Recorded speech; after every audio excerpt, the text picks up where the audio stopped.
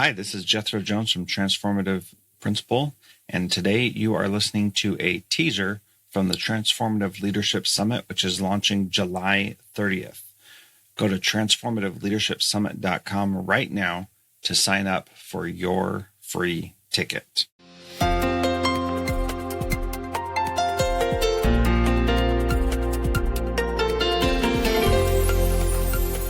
There were these 5 strands that it was a framework of 5 strands that comprised this program. And the strands are posed as questions. Number 1, what does it look like to be a young man in relationship to himself?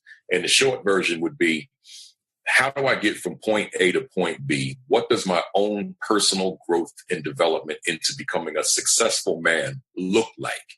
So in other words, I know I may know what I want to do, but I don't necessarily know the steps involved to get there, how to get there. That's what I wanted to do for the duration of the time that the youngster was in school with us. Strand 2 was, what does it look like to be a young man in relationship to the young ladies?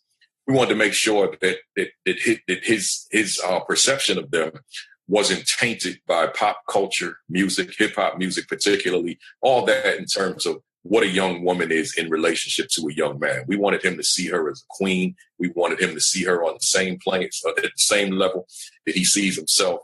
We didn't want him to see her as beneath him.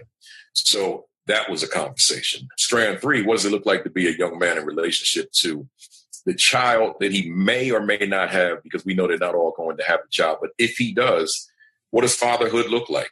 And although he wasn't a father at the time, we wanted to at least begin to plant the seeds of what fathers do. What does that commitment look like in terms of father, son, father, daughter?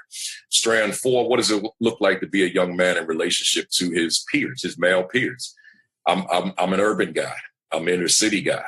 There are all sorts of reasons as to why a young man may not get along with his male peer.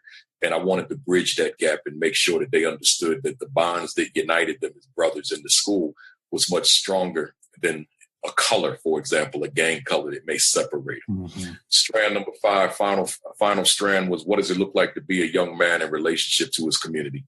So looking at his neighborhood and asking the question, am I an asset to my neighborhood, to my community, or am I a liability? And just talking about the fact that you've got to be an asset of your community to help your community to grow and to flourish. So in a nutshell, there's so much more to talk about with that, but in a nutshell, those were the 5 strands that comprised the young men's